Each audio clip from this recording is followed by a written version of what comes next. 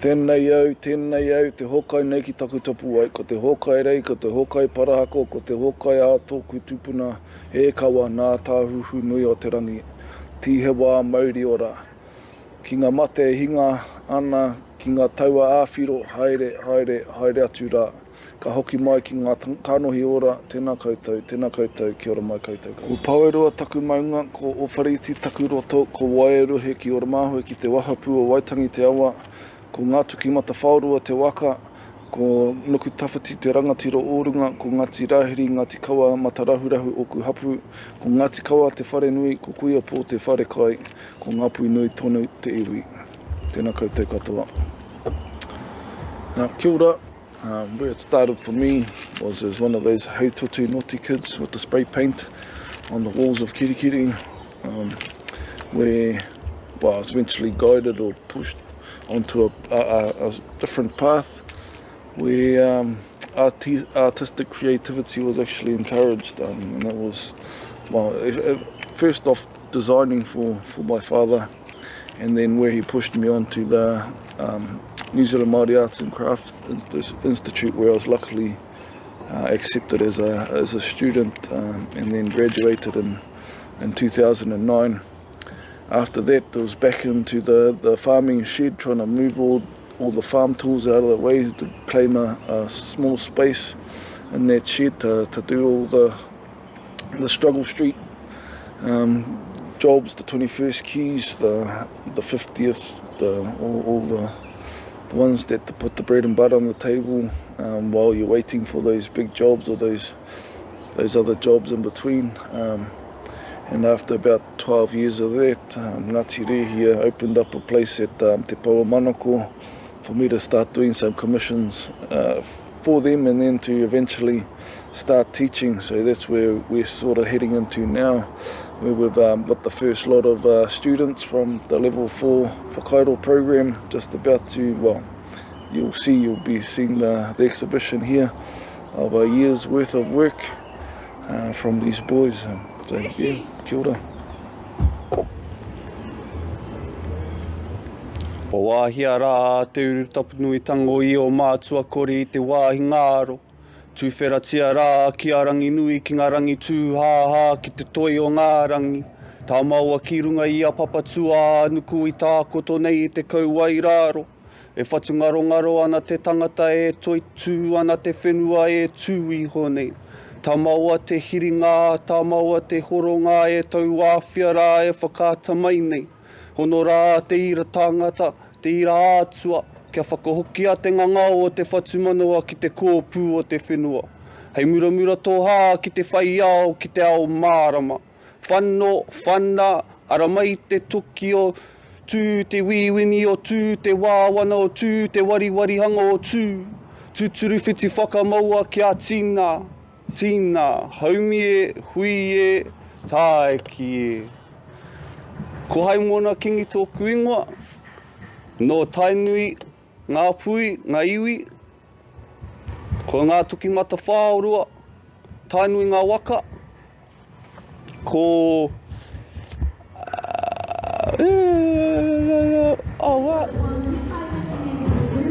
ko tuanui te maunga, ko puna ki tere te awa, ko mahu ki te rangi, te waka, ko te ringi te marae, ko ngā pui te iwi. What made you want to become a carver? When I was little, my uncle used to carve, and as I got older, he had already passed away about 10 years, and that's what made me jump into carving, as because there's no family around to carve. There was no family member around carving anyway, so I just thought I'd take that upon myself and put that mullet in my hand and start my journey. What was your first impression coming to this campus here? Nervous, very nervous. I actually thought the carvers that were starting here had already been carving way before we had even started our course. So that was nervous. And how has this course helped you develop your skills as a carver?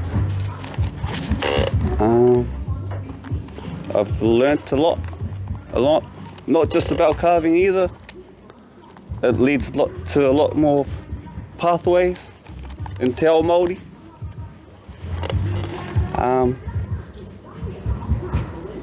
But yeah, I thought I could draw. I thought I was good drawer until I come here and Carl, that wasn't happening for me. Shit. Can you explain what you have been working on? We have completed 2 kōrurus and a pou at the moment. My first kōruru, I chose the style of ngāpui. And for the second one, I had chosen tainui style. And both of them in the pou. So with the pou, you fellas were tasked with doing Māori atua, ne? What is the name of your atua? The atua I chose was the God of Light. O tēnei atua ko uru te ngāngana. You have been tasked with carving a Māori god. His name is Uru Te Ngāngana. Can you tell me about the patterns you have chosen? I have chosen on his head tumanaya that represent the kauairunga, kauairaro, as he was a good observer. The whakarei representing the comets in the universe. Ka haere mata ki shoulders. They have takarangi on both his shoulders, and those represent the separation of rangi and papatua nuku, which is why I chose the atua light. Inside the pakiti, I try to go towards the niho taniwha, as it's a good representation of mana, and those are representing the stars. And I try to get a lot of them on there so it could sprinkle like light.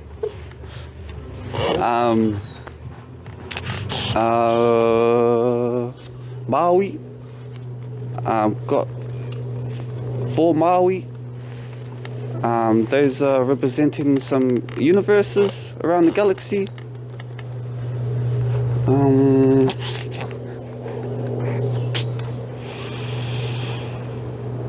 Ai, hoia.